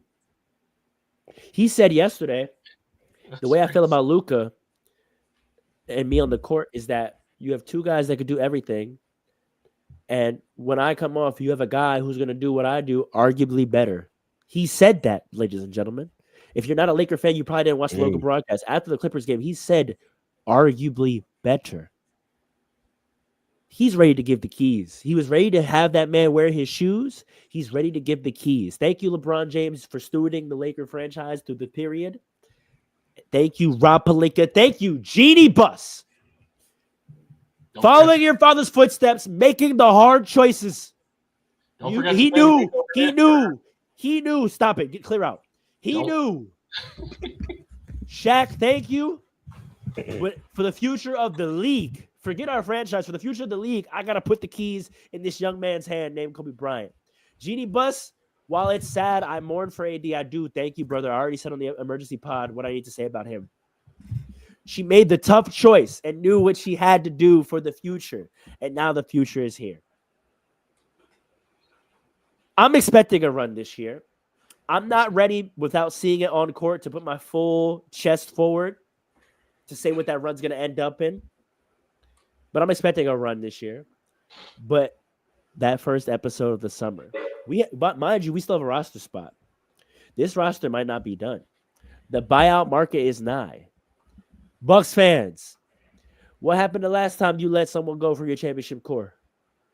They got bought out and they signed with the championship team, did they not? And they went on to win a ring, right? Chris Middleton. Nah. You're crazy. You're crazy. You're crazy. We were out here just talking. I was the only one talking good about Chris Middleton. You're insane. You didn't say a word that was nice about that man. Keep your Not phone a word. Chris, keep your phone on. I would say that buyout market. Chris Paul. You're vile. You're vile. You must be. Chris Paul. Keep your phone on. Cut him off. Let's be real, brothers. Let's be real. Can you doubt us anymore? Can you about anything? No. Do you have any ground to stand on about anything we might do? No. If you can, No, I can't lie.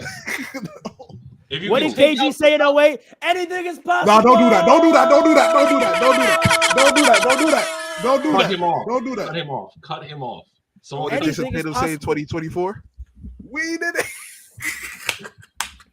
We did it. We did it. Matter of fact, Los Angeles. Matter of fact, when's the last time Los Angeles won a championship? When Los Angeles suffered a tragedy, right? We've been praying for LA and these fires, right? Stop. If we go to music, what region is dominating music right now? Kenny bringing home 5 Grammys for the city, for the Biddy. You heard? I don't even rock Biddy. For the city, you heard? Oh, nah. Who just won? Who just won MLB? Who just won MLB? Who just won MLB? Dodger Blue. You heard? It's just looking like. Say you heard in reference to LA is nuts. Dodger Blue, cuz. Dodger Blue, cuz. Dodger Blue, fool. Dodger Blue, fool. There you go. On their homies.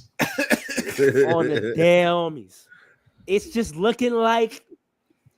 It's just if we look at the whole world, if we look at the landscape, it's looking like it just might be one of them. Listen. Don't it feel like it? Y'all Hold on. What did Thanos say? What did Thanos say? Run from it. Run from it. Regret it. We are inevitable. You could not live with your failure, NBA. You tried to pump up these other franchises. You remember how that movie ended? Hold on, clear out. How that movie you tried to pump up these other franchises with your international superstars, and you tried to make an egalitarian league work. Adam Silver, you could not live with your own failure. And you signed those big TV contracts. I'm gonna tie it all in. Alan, didn't they sign Warner back to create international NBA content? Wasn't the whole reason now all the networks are now involved in the NBA is to expand internationally? Yes. You can't do that from Dallas, Adam Silver. You tried. Where did that lead you?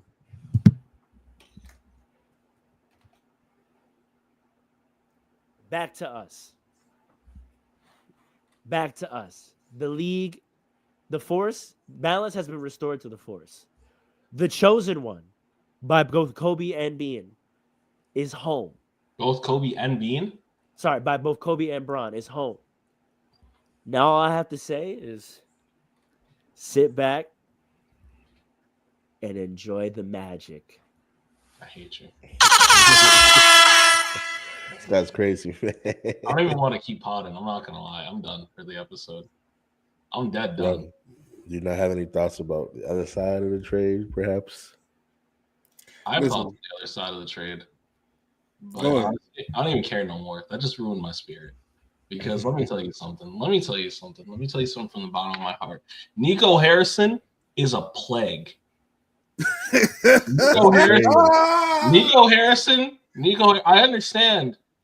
No, I'm not gonna say that. Never mind. Let me calm down. But let me tell you something. Jason Tatum, he better win this year. That's all I gotta say. He better win for the next 3 damn years. All right, because I don't know.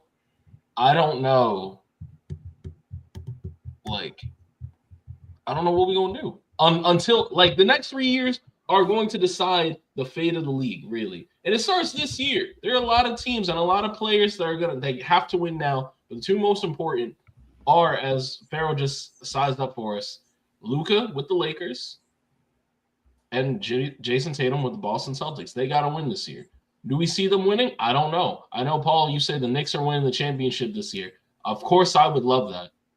And if it's going to be a year, because we need to be in this conversation right now as the Knicks. We really do. Or otherwise, we are going to get lost. Because everything Pharaoh just sized up, there are going to be 3 teams that are going to be on the rise and hold attention for the NBA for the next couple of years. It's going to be the Lakers, it's going to be the Celtics, and it's going to be the Spurs.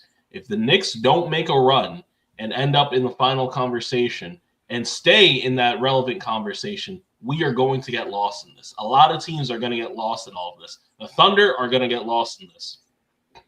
Now is the time. I can't for all the reasons that we shouldn't let that man just. I'm tight that we let that man go through this just like that. But for all the reasons we just said, or he just said, teams got to win now. Teams really got to win now. See, here's my thing, right? I understand what that man was saying just now. I get it. Here's the thing, right?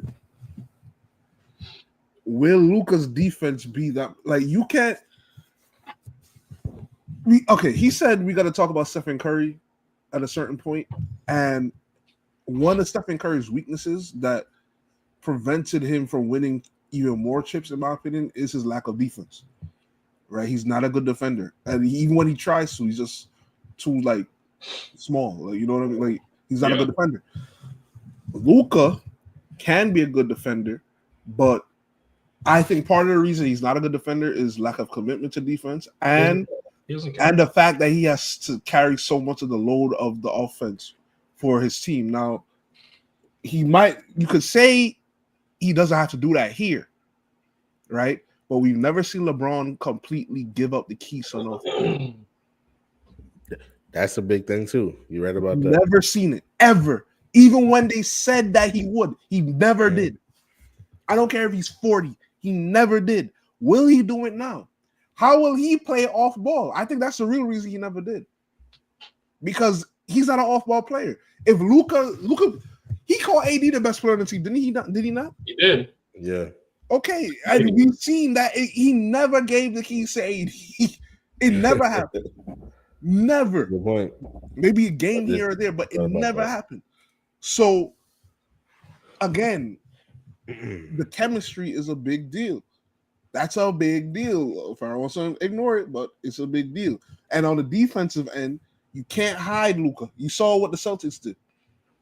They attacked Luka even more than Kyrie. And Kyrie's not a great defender.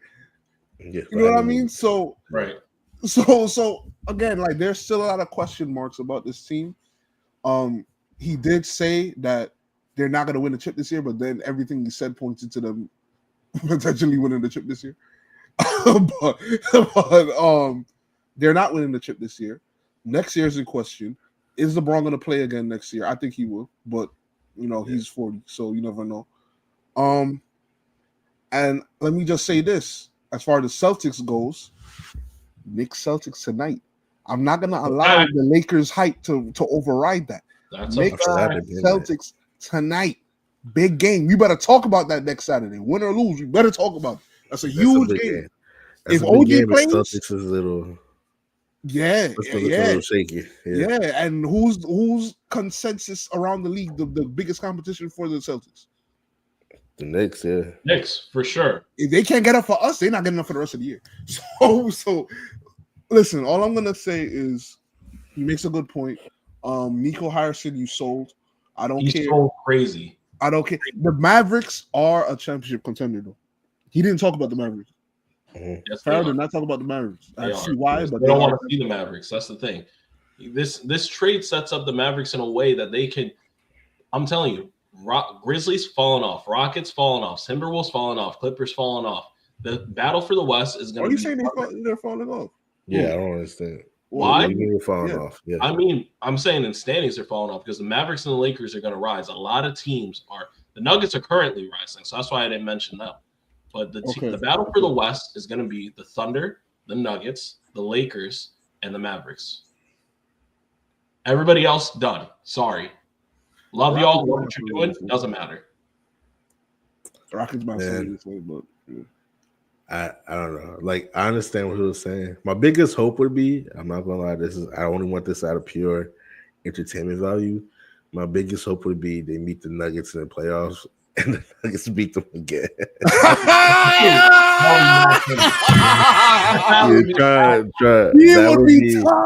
He would be tight.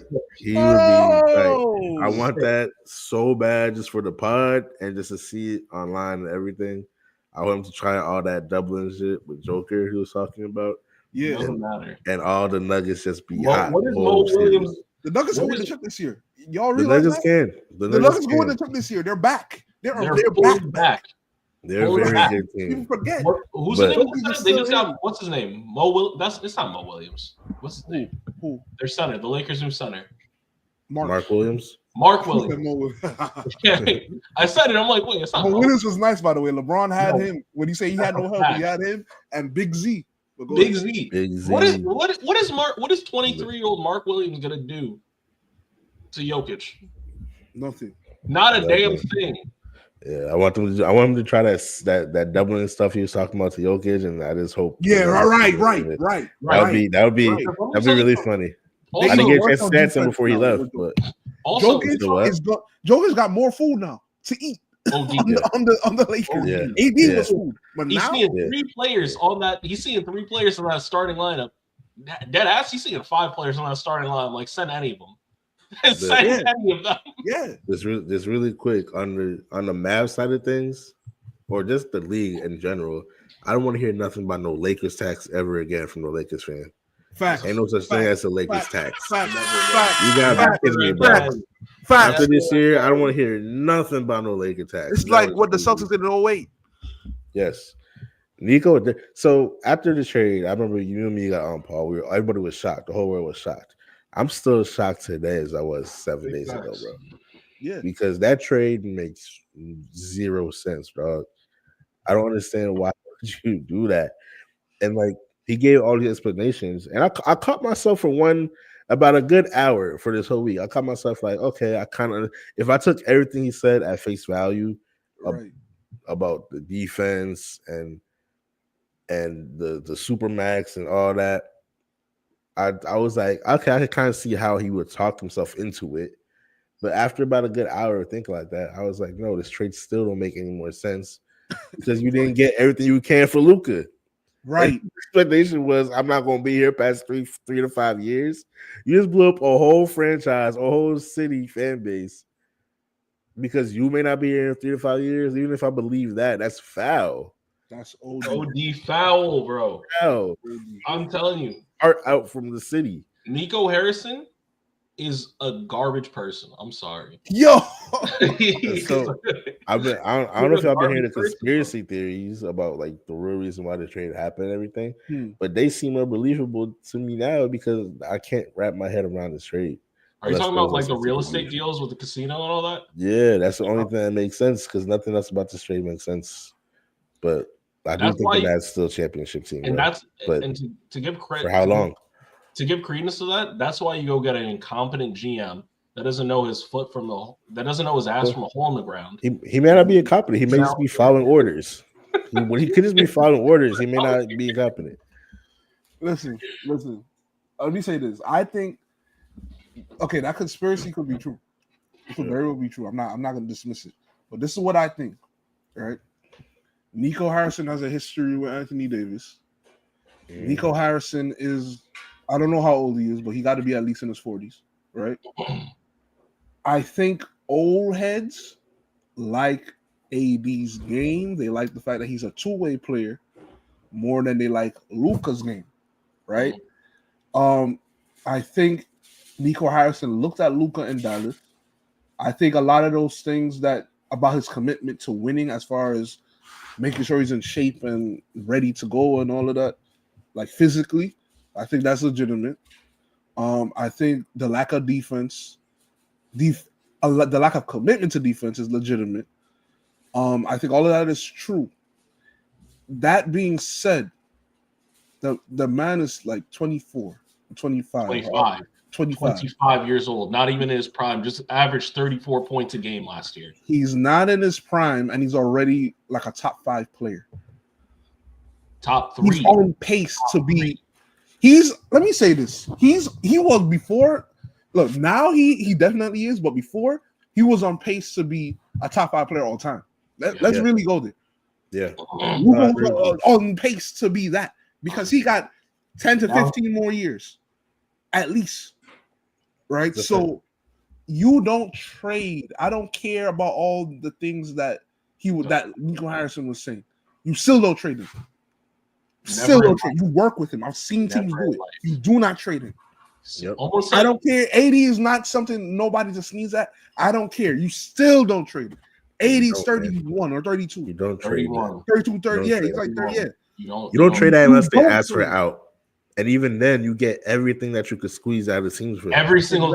They got nothing back. They got nothing. Now they 80s. You can't say nothing. Not saying nothing. Like not saying. I'm talking purely from building the franchise point. They got a discount. They got one pick.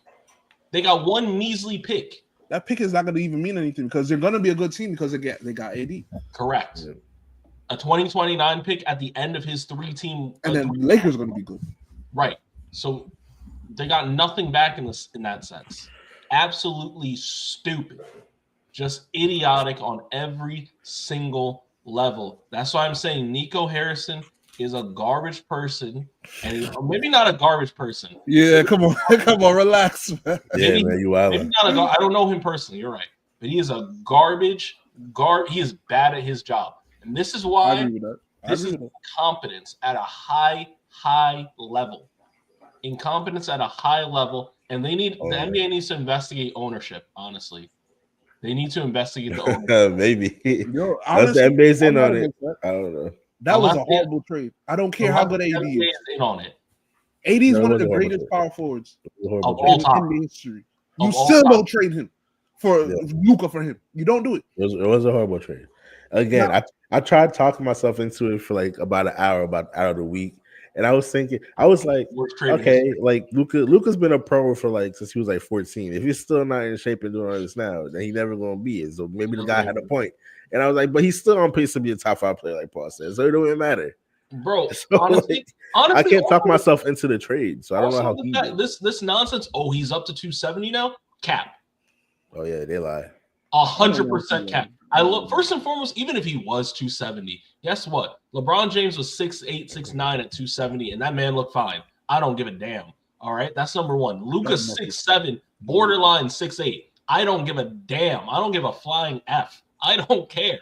If you're averaging 34 points at 270, man, go. Let me get you some Krispy Kremes, dog. Like I don't care. I don't care about none of that. But I look at when I see him, he's sitting up there in a tight ass sweater on media day, just sitting there. Yo. No, I'm dead ass, bro. None of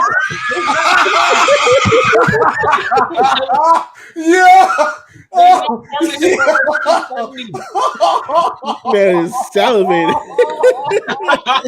I'm not saying all that. Relax. But I'm just saying, you can see what 270 looks like. You can see what 270 looks like. That man don't look no 270 to me. Wait. You can see what 270 look like. That man don't look no 270 to me. That's a damn lie. That's a damn lie.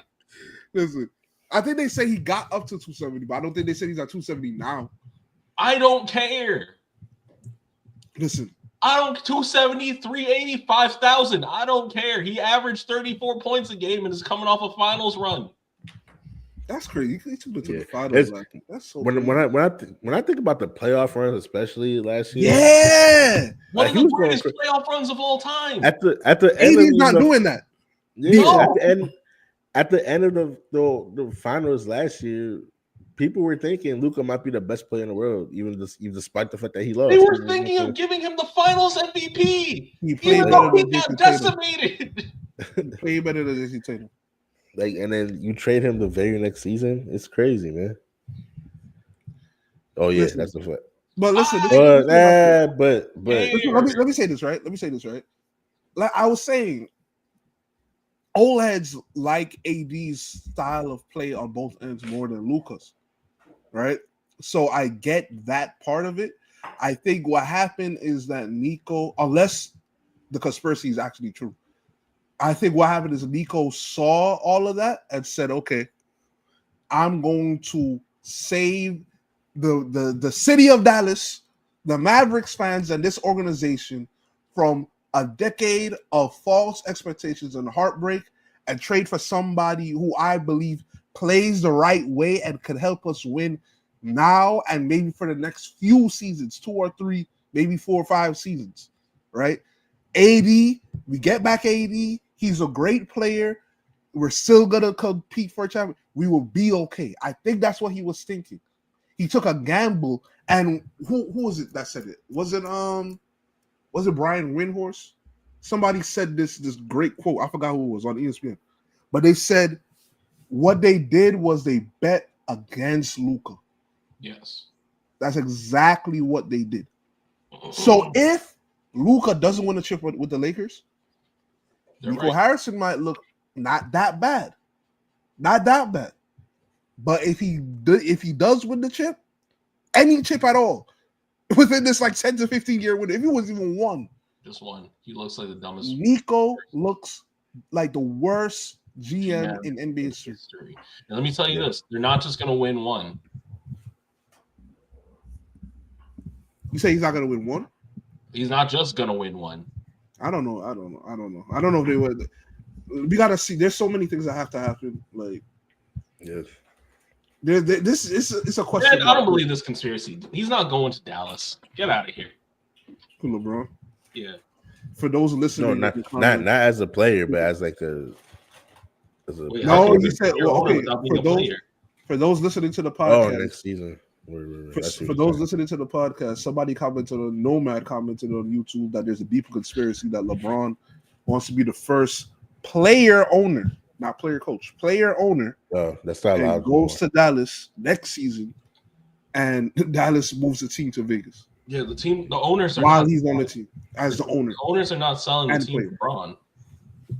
Well, he wouldn't like a part owner, but he can't be a player owner though. But I've heard a conspiracy theory that he would be part of like the ownership group that when they move to Las Vegas. I've heard that before. You know what's crazy? You know what's crazy though? Yeah. We're talking about conspiracies because that's how crazy this trade is. Yes. Yeah, exactly. That's what I was saying before. That's what I was saying before. Honestly, the most prevalent conspiracy is that the NBA was in on it. This is how they save their ratings. The ratings in America. Because I was gonna argue before that, like, I think we talked about it before in the past about the ratings. Like, I'm not so sure about this whole ratings debate, but in America it is down a little bit. So it is what it is. Even if we're not up on it, you know who definitely believes it? Adam Silver. No, he fought against the whole rating stuff. Yeah, that tells me he believes it's true. Because you can't be the spokesperson of the league. Yeah, you can't and admit like the brevity, not brevity. I'm sorry. The strength of which he's been fighting against it tells me he absolutely believes it's true. Because if it was like a little, he would have written it off and be like, it's over. Like if it's not a real threat to you, you're just like, whatever, it's fine. But if it's a real thing, if you have real concerns about it, every chance you get, which he did, he's gonna be fighting against it. Why? Because it's real. I mean, think about it. Even from like in our standpoint, a litigation standpoint, you have an argument that you know it's a problem for. You don't waste a breath going up against it. Every single time you're knocking it down, saying it's not important, not because it's actually not important, but because it threatens you. He did the same exact thing. I don't know, because wait, say your point again. You're saying he's saying it's not important because it is important. Is it important? Yes, correct. He's saying it's not important so many times that it makes us believe, oh shit, this is actually important. But my thing is, he's never said it like unprovokingly. You know what I mean? That's I don't know. Right. That's true. That's true. That's fair. That's the counterpoint, right? Yeah. So I don't know. It could be. I don't know. Who's to say? It could be that. But anyway, this is a great way to bring it back up too. So y'all might be right. This is the perfect way to bring it back up. And I think Luka does fit, at least from my thing about the face of the league. I think Luka does fit that potential to do that. Oh yeah. So it works all the way around. This is what I'll say. As far as the ratings go, I believe the ratings are down. Like, I talk to people in real life, they say the NBA is boring. Like, a lot of my friends have said that too. Yeah, like they say, like, fair enough for you. Yeah. Look at this guy. Look at your boy. Actually, look at your boy in the comments. Is all Kyrie's fault? Come on, Gordon, my boy. Mets fans.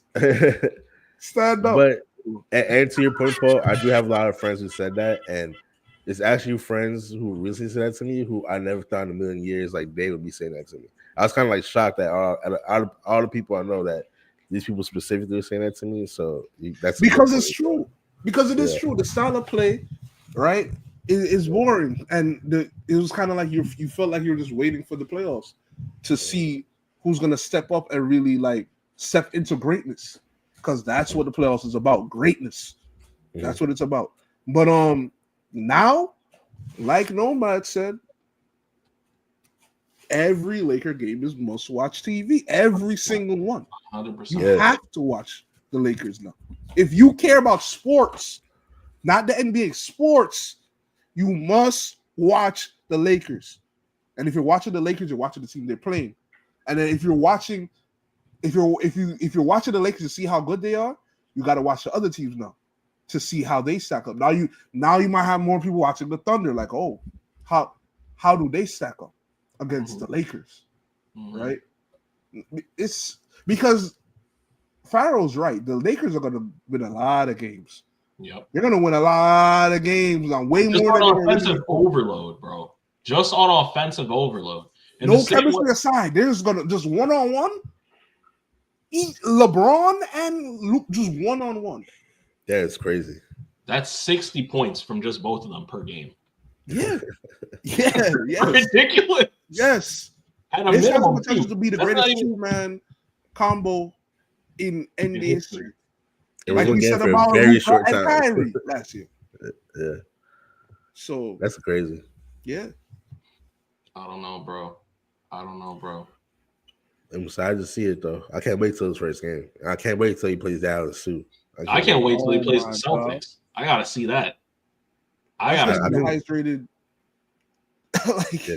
game, that might be the highest since LeBron went back to Cleveland that first time in Miami. Yeah. It's gonna be wicked, but it's gonna be very confusing feelings because the fans are gonna be like sad and they're gonna be angry at the same time. No, the fans are gonna show out in droves because they didn't want this. They love him. I know, that's what I'm saying. They're gonna be up in there angry just at the team or like Nico, but like sad at the same time. It's gonna be a very weird environment. The Dallas fans will be okay until the playoffs because they're still gonna be good. They're gonna be better because Luka was out for a lot of the season. Yeah. Like what they traded at the right time. Like the trade deadline just worked out to be right when Luka was right about to come back. Right. Because Luka was out for most of the year for the Mavs, which is why they were so bad. Now they got AD, who is healthy right now. I think he's healthy now. Yes. They're gonna be good too. They're gonna be okay. The Dallas fans are only gonna worry when the playoffs come around. That's what they're gonna be like. Okay, did we trade Luka for this? AD might make his debut tonight, so we're going to see. Right. Oh yeah, I gotta see how he does. Right. Because him and Kyrie, listen, are no joke. Is lit again.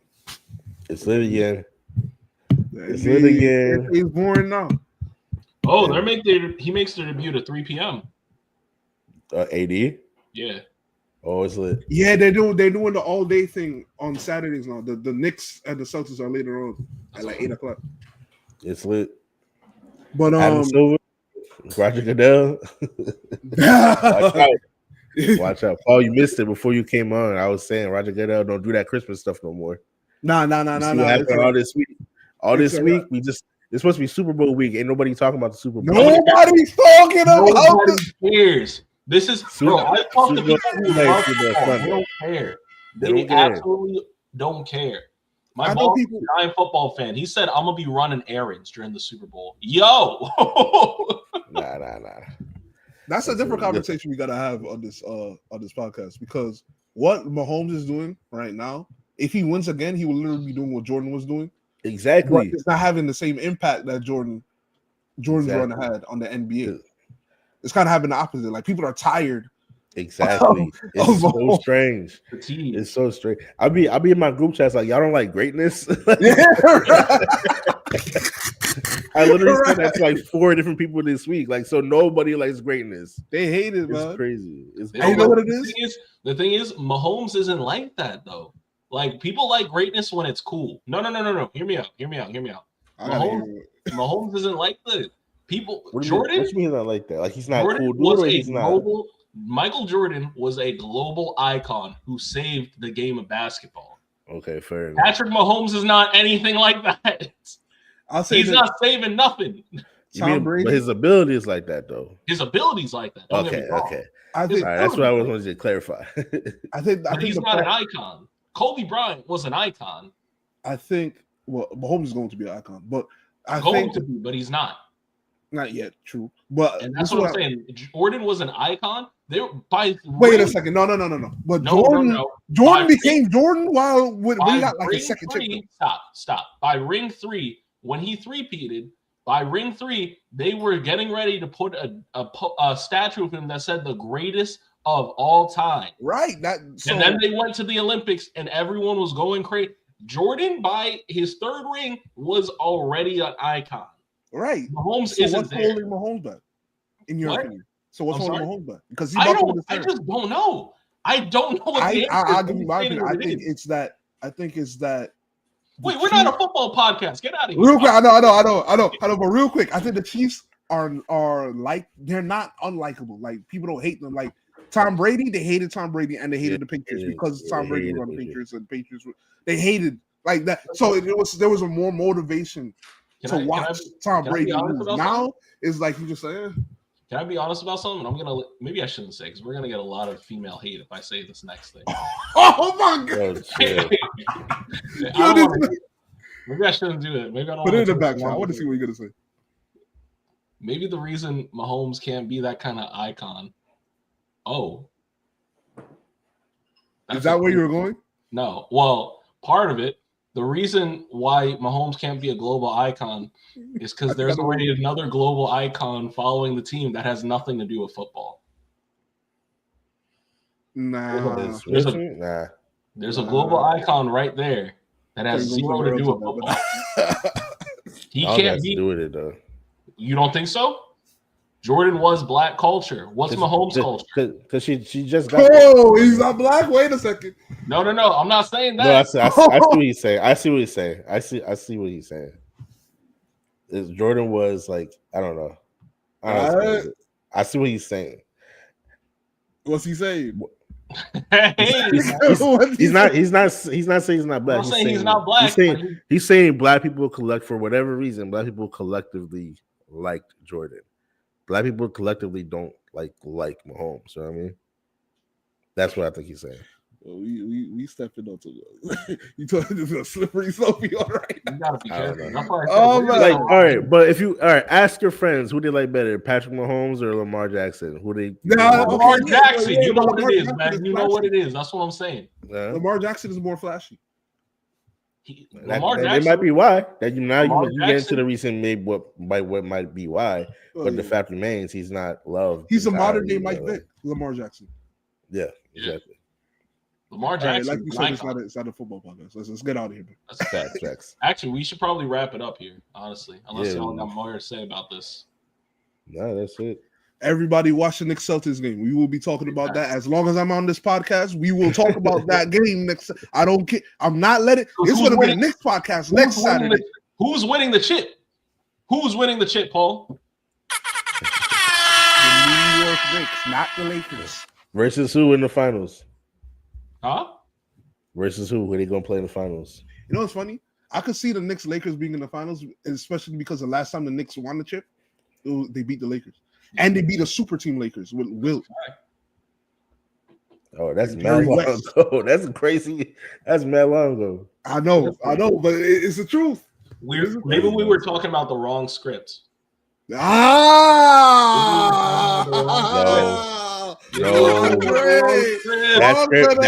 That script is not moving the needle, y'all. I'm sorry. I'm not trying to ready a parade. Let me tell you something. The Knicks, if the Knicks win the championship, they win the NBA Finals. Gordon, you a hater. This ain't no super team. Gordon's a hater. Man, what are you talking about? Anyway, if the Knicks win the championship, the NBA world gets flipped on its head. It gets completely flipped on its head. Basketball is back in the Mecca. The chip is there. The Knicks are on top. Culture is moving different. Everybody is watching basketball. The NBA is running social media because the Knicks will be running social media. Because New York culture, you heard? Listen. LA versus You're gonna have. Here we go. Enough. I'm telling you right now. I'm telling you right now, man. We gonna see. You know, the thing is, I don't even mind if the Knicks win because you know how I feel about Jalen and Cat. But y'all should make it hard. Asking for bacon, egg, and cheese. You heard? All right, listen, Alan. How would you feel if they had an expansion team in New Jersey? You love it. That's a good question. I just thought about that. That's a good question. One, it will never happen because we're too close to the New York market. But what I like is, you don't think there's a void there? Since the Nets no. Because the Nets weren't loved enough. We weren't loved enough. It was love, but it wasn't enough. That's why they moved to Brooklyn in the first place. It wasn't like enough love, and I think we're entirely too close to like it's still like we're damn near like the New York market. You know what I mean? Yeah, facts. Like if you like where I'm from in New Jersey, like most people are like New York sports fans. You go to like another side in New Jersey, it's either you're a New York sports fan or a Philly sports fan. That's crazy. It's that's crazy. We're too close to both markets, so it is what it is. As well. Yeah. So I don't think it would happen, and I feel it would be dope. I think it would be dope because I think it would bring a lot of good stuff to like the state as a whole. But I think the market's too small. All right. Yeah. Let's get out of here, man. Let's do it. Fastbreaks. We got a jam-packed NBA Saturday today. That's a fact. We got a lot of basketball to be watching. So everybody be tuning in. Thank you for tuning in. Hit the like and subscribe. Like and subscribe to all the videos. We got clips coming your way. We got food coming your way. Follow. We got a Knicks Lakers championship coming your way. So it is what it is. Niggas got to get through the Nuggets first. It's a fact. It's a fact. You ain't got to get through the Nuggets. That's their job. I said Lakers. Lakers. Yeah. I really hope that happens. Say it? Oh, I said I really hope that happens. Let's see. Fastbreaks. Follow our other pages, Medium, the socials, all that. Yeah, we got some good articles out there too. Alan been doing it for a minute. Paul might write something sooner or later. We don't know. Let's go. Fastbreaks family, we out. Peace.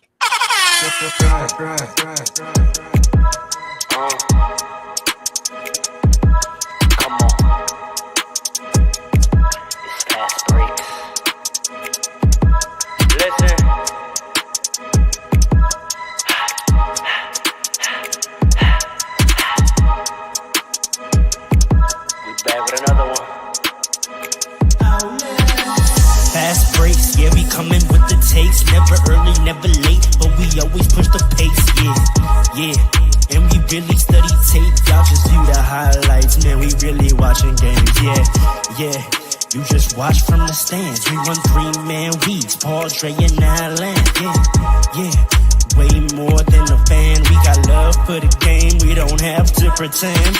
Got it out the mud like you get it off the glass. I'm the run the fast break, throw me the outlet. Yeah, we got it out the mud like you get it off the glass. Time to run the fast break, throw me the outlet.